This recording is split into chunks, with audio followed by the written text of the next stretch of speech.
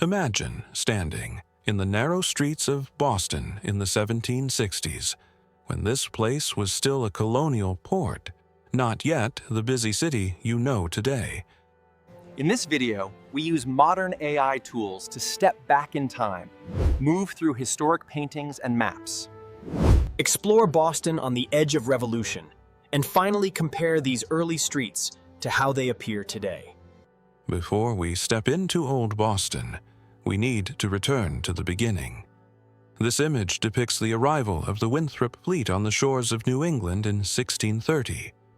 Wooden English ships moved slowly toward the coastline of early 17th century North America, small against vast waters and dense wilderness. The artwork was created later, but it captures the uncertainty of that moment. This was not yet Boston. It was only a landing point, recognized a natural harbor, and chose to stay.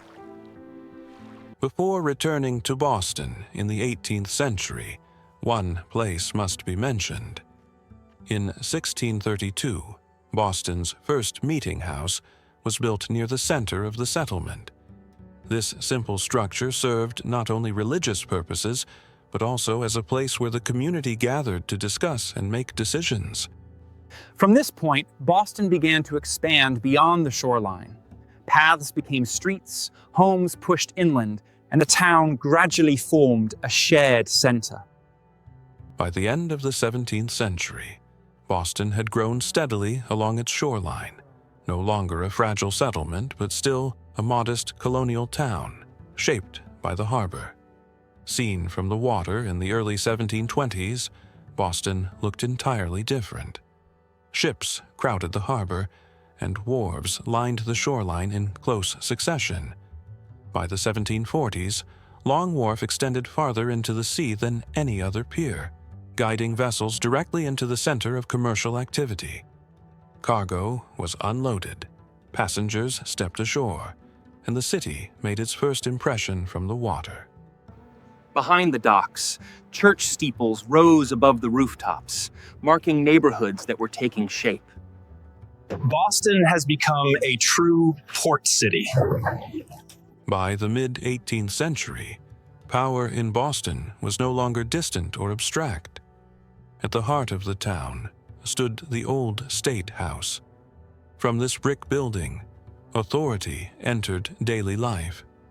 Royal proclamations were read aloud. Laws were enforced.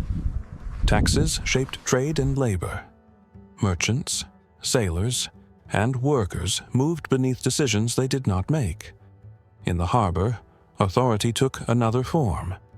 On Little Brewster Island stood Boston Light, first lit in 1716. Its beam guided ships safely toward the docks, but it also marked control. Every vessel entering Boston did so under colonial oversight. Guarding the approach was Castle William. Its cannons faced the sea, reminding all who arrived that order was enforced not only by law, but by force. Together, these structures defined Boston's authority. Law ruled the streets. Light governed the harbor, and military power stood watch at the gates. This image shows Boston Common in the late 1760s, the largest public space in the city. On this open ground, British soldiers drill in the very place where townspeople are actively gathering. Daily life continues around them, but the military presence is impossible to ignore. Behind Boston Common stands Province House, the residence of the Royal Governor of Massachusetts. From here, imperial authority looks out over a space that once belonged to the public. An invisible reminder of imperial power. Order remains, but the feeling of freedom has quietly changed. This scene shows the events of December 1773, when colonists boarded ships anchored in Boston Harbor and dumped chests of tea into the water in protest of British taxation. Some of the men disguised themselves as Native Americans, partly to conceal their identities and partly to frame the act as something distinctly American rather than British.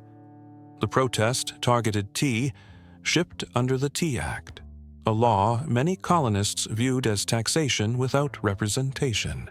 At the time, it was not called the Boston Tea Party. There were no speeches and no celebration. It was a calculated decision, carried out quietly in the cold harbor. When the ships were left behind, Boston looked unchanged. But a line had been crossed. From this moment, resistance was no longer hidden, and the path toward open conflict had begun. In the image is the Green Dragon Tavern, one of Boston's most important meeting places in the early 1770s. In the early 1770s, behind the walls of the Green Dragon Tavern, Boston quietly began to organize itself. By lantern light, men gathered in private rooms above the public floor. Conversations were low and deliberate. News moved by word of mouth, passed from table to table. Plans were shaped in silence, not written down, not spoken aloud. Outside, the city appeared unchanged. The tavern served drinks as it always had. But within these rooms, frustration hardened into resolve. What began as complaint slowly became collective purpose. The location shown in this historical illustration is Faneuil Hall in 1775, often described as the cradle of liberty in Boston. Inside this building, crowds gathered to listen, to debate, and to react to decisions that were shaping their daily lives. Voices rose from the meeting floor above and carried down into the marketplace below, where people passed through each day. This was a public space, where discontent was no longer hidden behind closed doors.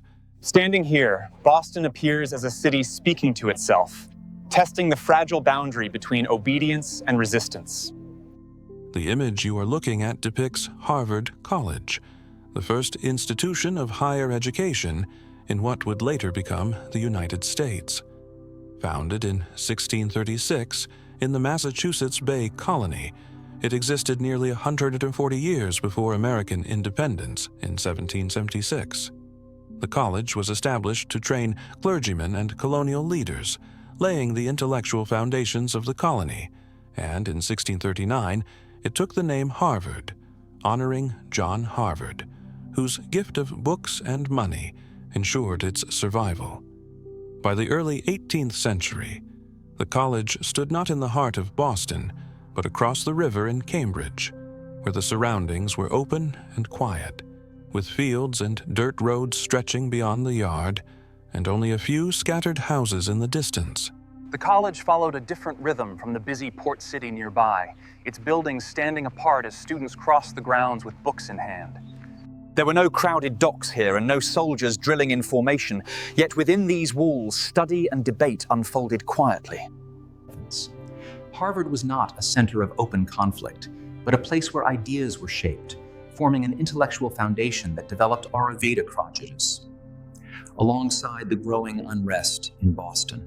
Leaving the quiet, open grounds of Harvard on the outskirts, we return to the heart of Boston.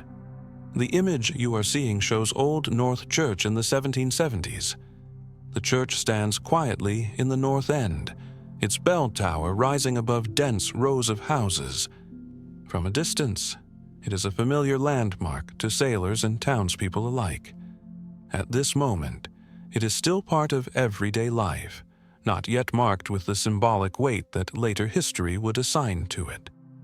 Yet, even beneath the shadow of the tower, one can sense how ordinary places in Boston were slowly being drawn into events far beyond their original purpose. And from the top of the tower, you could look out and watch Boston changing, day by day.